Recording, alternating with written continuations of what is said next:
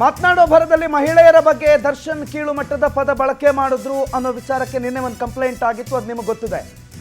ಮಹಿಳೆಯರಿಗೆ ತೊಂದರೆ ಆಗೋ ರೀತಿಯಲ್ಲಿ ಮಾತನಾಡಿದ್ದಾರೆ. ಅದು ಯಾಕೆ ವಿವಾದ ಆಗಿದೆ ಅನ್ನೋದು ನನಗೆ ಗೊತ್ತಿಲ್ಲ.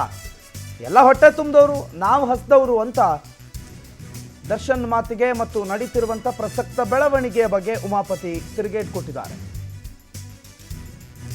ಉಮಾಪತಿ ಅವರ ಮಾತೇನಾಗಿತ್ತು ಬನ್ನಿ ನೋಡೋಣ.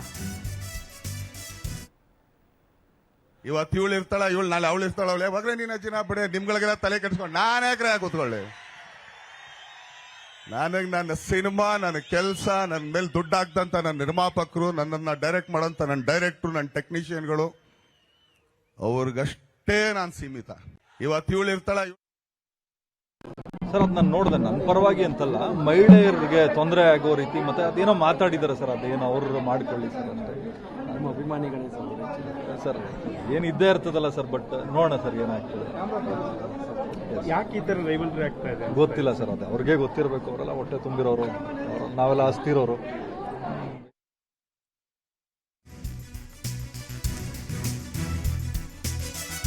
ನಿರ್ಮಾಪಕರ ದೇವರು ಅಂತ ಟ್ವೀಟ್ ಮಾಡಿದ ವಿಚಾರಕ್ಕೆ ಸಂಬಂಧಪಟ್ಟಂತೆ ಕೂಡ ಉಮಾಪತಿ ಶ್ರೀನಿವಾಸ್ ಕೂಡ ಪ್ರತಿಕ್ರಿಯೆ ಕೊಟ್ಟಿದ್ದಾರೆ. ಇದು ಅವ್ರು ಹಾಕಿರೋ ಮರ ಆಲದ ಮರ ಅಲ್ವಾ?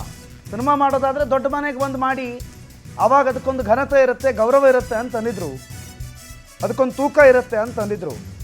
ಈಗ ನಮ್ಗೆ ಅನುಭವ ಆಗ್ತಾ ಇದೆ ಅದರ ತೂಕ ಏನು, ಅದರ ಘನತೆ ಏನು ಅಂತ ಉಮಾಪತಿ ನಿರ್ಧಾರದ ಬಗ್ಗೆ ಒಂದು ರೀತಿಯಲ್ಲಿ ಮಾತನಾಡಿದ್ದಾರೆ. ರಾಜ್ಕುಮಾರ್ ದೇವರು ಅಂತ ಹೌದು ಸರ್, ಸತ್ಯ ಅಲ್ವಾ ಸರ್? ಯಾಕಂದ್ರೆ ಅವ್ರು ಹಾಕಿರೋ ಆಲ್ದ ಮರ ಸರ್ ಇದು. ಆಮೇಲೆ ಎಲ್ಲರೂ ಹೇಳ್ತಾರೆ, ನೀವು ಸಿನಿಮಾ ಮಾಡ್ತಿರಲ್ಲ ದೊಡ್ಡ ಮನೆಗೆ ಒಂದು ಮಾಡಿ, ಅದ್ರ ತುಂಬ ಬೇರೆ. ಬಟ್ ಇವಾಗ ನಮ್ಗೆ ಅನುಭವ ಆಗ್ತಾ ಇದೆ ಅಷ್ಟೇ. ರಾಜ್ಕುಮಾರ್ ದೇವರು ಅಂತ ಹೌದು ಸರ್, ಸತ್ಯ ಅಲ್ವಾ ಸರ್? ಯಾಕಂದ್ರೆ ಅವ್ರು ಹಾಕಿರೋ ಆಲ್ದ ಮರ ಸರ್ ಇದು. ಆಮೇಲೆ ಎಲ್ಲರೂ ಹೇಳ್ತಾರೆ, ನೀವು ಸಿನಿಮಾ ಮಾಡ್ತಿರಲ್ಲ ದೊಡ್ಡ ಮನೆಗೆ ಒಂದು ಮಾಡಿ, ಅದ್ರ ತುಂಬ ಬೇರೆ. ಬಟ್ ಇವಾಗ ನಮ್ಗೆ ಅನುಭವ ಆಗ್ತಾ ಇದೆ ಅಷ್ಟೇ. ರಾಜ್ಕುಮಾರ್ ದೇವರು ಅಂತ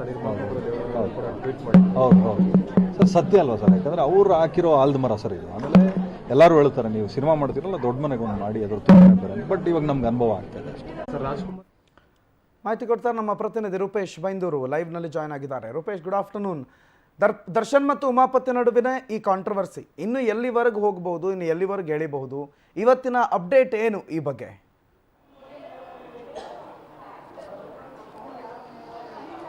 ಪ್ರಣೂತ್, ದರ್ಶನ್ ಮತ್ತು ಉಮಾಪತಿ ಅವರ ಜಟಾಪಟಿ ಸಾಕಷ್ಟು ತಾರಕಕ್ಕೆ ಇರ್ತಾ ಇದೆ. ಯಾಕಂತ ಹೇಳಿದ್ರೆ ಹಿಂದೆ ದರ್ಶನ್ ಅವರು ಒಂದು ಹೇಳಿಕೆಯನ್ನು ಕೊಟ್ಟಿದ್ರು, ಒಂದು ಪದವನ್ನು ಬಳಸಿದ್ರು. ಆ ಪದದ ಮೇಲೆ ಸಾಕಷ್ಟು ಚರ್ಚೆಗಳಾಯಿತು.